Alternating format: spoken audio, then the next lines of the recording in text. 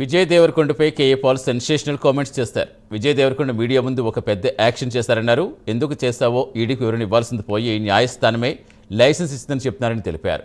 Gaming apps అని legal అని చెప్పడం దుర్మార్గమైన చర్య అన్నారు. గేమింగ్ యాప్స్ అనేక రాష్ట్రాల్లో బ్యాన్ చేయడం జరిగింది, నీకు తెలుస్తా అంటూ ప్రశ్నించారు.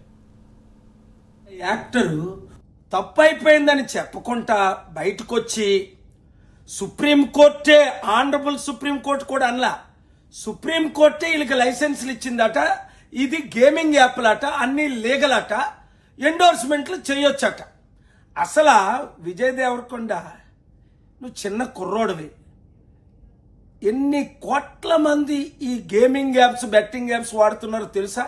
అసలు ఈ యాప్లు డ్రీమ్11 అన్నావే, A23, ఇవి తెలంగాణలో, ఆంధ్రాలో, ఒడిశాలో, కర్ణాటకలో అనేక రాష్ట్రాల్లో బ్యాన్ అయిందని నీకు తెలుసా?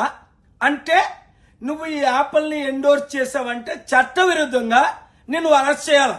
బుద్ధి ఉండాలయ్యా, నువ్వు చిన్న కుర్రోడివి, మంచి ఫ్యూచర్. 44 సంవత్సరాల నుంచి ప్రపంచం కొరకు, శాంతి కొరకు, అనాథుల కొరకు, వితంతుల కొరకు, రైతుల కొరకు, నిరుద్యోగుల కొరకు ఫైట్ చేసి ఒక మంచి పేరు సంపాదించుకున్నాను.